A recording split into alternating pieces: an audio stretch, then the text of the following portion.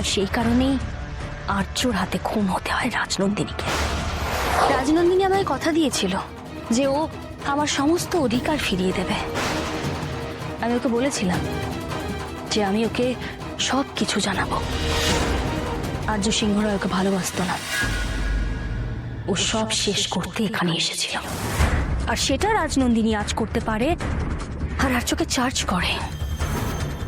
আর সেই কারণেই আর্যর হাতে খুন হতে হয় রাজনন্দিনীকে।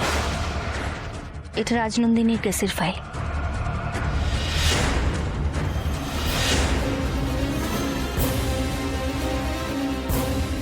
রোহিণীর দেওয়া এই সব প্রমাণ বলছে যে আর্য স্যারই খুনি, কিন্তু আমার মন বলছে স্যার খুন করতে পারেন না। কিছু একটা আছে এই সব অভিযোগের আড়ালে। আমায় জানতে হবে, খুঁজে বের করতে হবে সবটা। আজই ডাউনলোড করুন আর এনজয় করুন আপনার পছন্দের শো।